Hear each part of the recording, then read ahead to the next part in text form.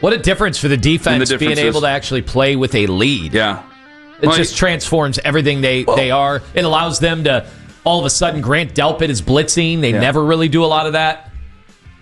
Whereas, I saw, gosh, you're right about that. Grant Delpit flying in there in that moment. That was a big moment there that caused the Rayshon Jenkins interception. Everything there was fantastic in that play. Jim Schwartz just got to be in his bag and do exactly what he wanted to do in the second half, and it made it that much more fun to watch. Yeah, they couldn't do that stuff against, Detroit. They couldn't do that stuff against Pittsburgh.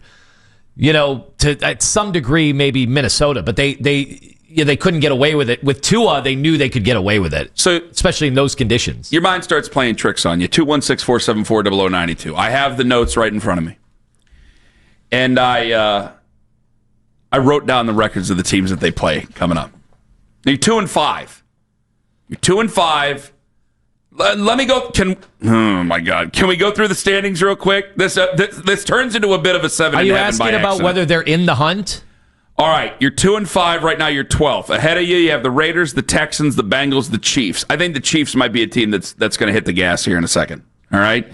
Jacksonville has fallen. They're 2-3, or the 4-3. They've lost 2 in a row, and they looked uncompetitive against the Rams over in London yesterday. But Travis Hunter got a touchdown, and everybody's excited about that. Good for him.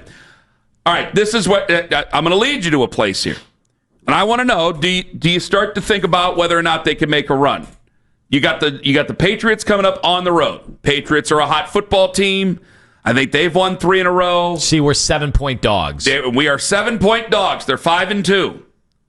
If you get that game, if you find a way to win that game, if you put, as the kids like to say, if you put Drake May in hell and you get to 3-5, are we having a different conversation? Because I just want to look. Now, you said you were getting the responses, so here we go.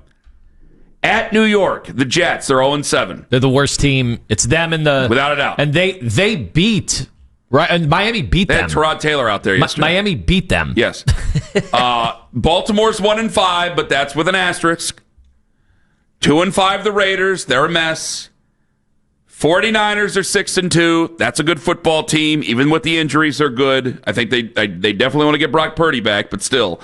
Tennessee's 1-6. Then you go through a stretch here. At Bears, 4-2. Buffalo, Pittsburgh at home, both 4-2 right now. 3-4 the Bengals to finish off the season.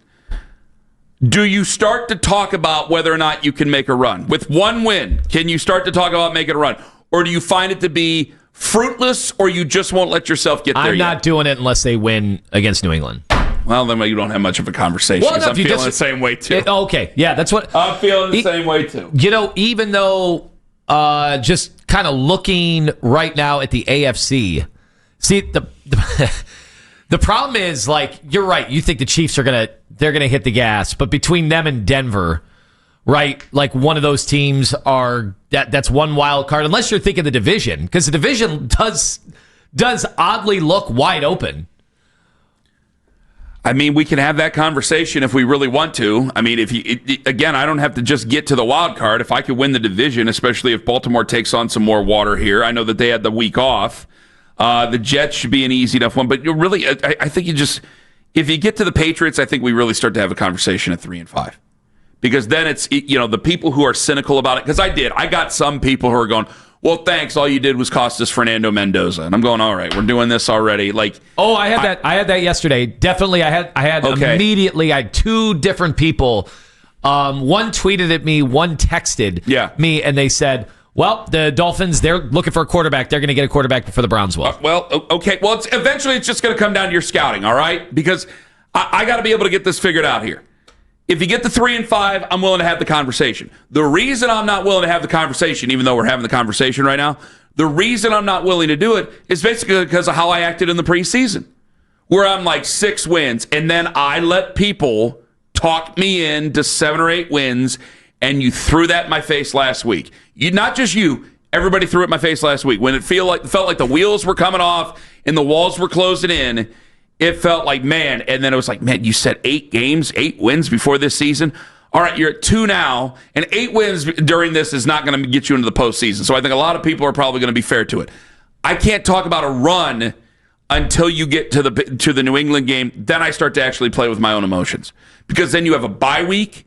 You have another week to get ready. You have another week to get a quarterback ready. You have the Jets coming off of that.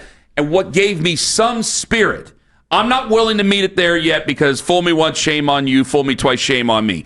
I'm not willing to do it because the preseason helped me. But because of what he did yesterday, where there were so many people, and I couldn't help but agree with him, when I said, man, it's windy on Sunday, run the ball. Run the ball. We had Nathan on. Nathan's like, run him 30 times. Run Quinshon Judkins 30 times. I think he ran the ball 25 times.